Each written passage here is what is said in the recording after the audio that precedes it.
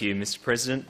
I seek leave to make a brief explanation before addressing a question without notice to the Minister for Regional Development. Is leave granted? Leave is granted. About the topic of housing affordability. Don't worry, Minister, it's not the budget. As reported in the Advertiser on Saturday, the quarterly Hood.ai tenant report has identified areas where rent costs are skyrocketing. The report showed that rural and regional areas are some of those that have seen the steepest rent increases over the last years in areas such as Kapunda, Mount Gambier and McLaren Flat. Last week, the Mount Gambier Messenger reported that in Mount Gambier, the cost of renting a house has increased by 7% since January, while renting a unit has increased by 4.7%. For some renters, that's an extra $30 a week that they are having to pay to keep a roof over their head. With vacancy rates in Mount Gambier at 0.25%, rising rental properties added to low vacancy rates are pushing people towards homelessness. And in recent weeks, Mr President, my office has received calls from constituents who are struggling to find rental accommodation. One constituent told us of the McLaren Vale Lakeside Caravan Park, where a number of people are now living after being displaced from rental accommodation. These people have jobs, but they are unable to find a place to rent. My question to the Minister, therefore, is the government aware of these reports, and what strategies are being adopted to address these? Well, the Minister for Regional Development.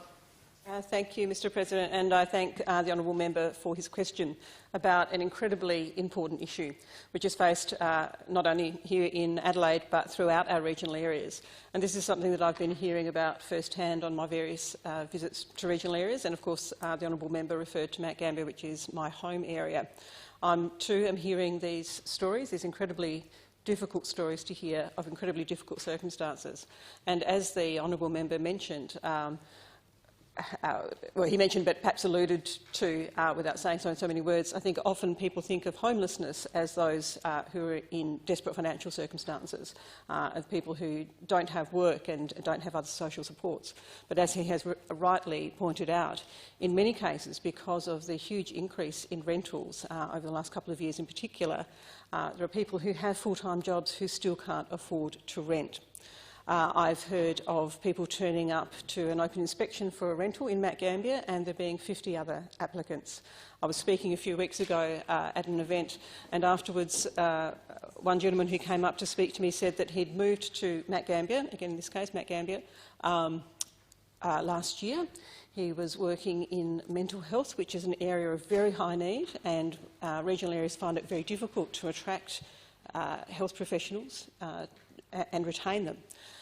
He was loving Mount Gambier and he wanted to stay, and yet he, for 6 months, had been without his own house or unit. He was unable to acquire a rental, despite the fact that he was a very well-paid, well, yeah, certainly quite well-paid health professional.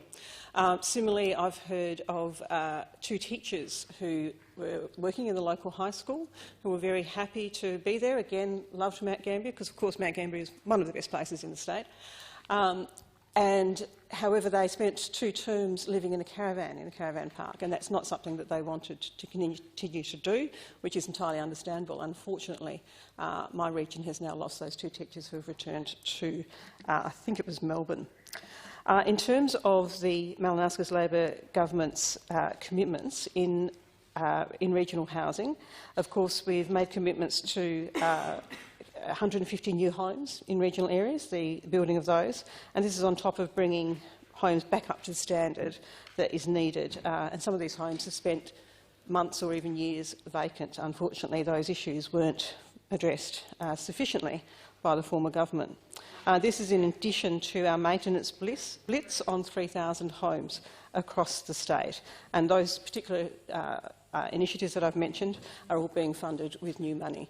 So that is a part of our commitment, and of course the Minister for Human Services in the other place is working very hard and very diligently on social housing, and of course across the team, because housing touches many portfolios, we're looking at ways to increase the housing stock, both for purchasers and also for renters.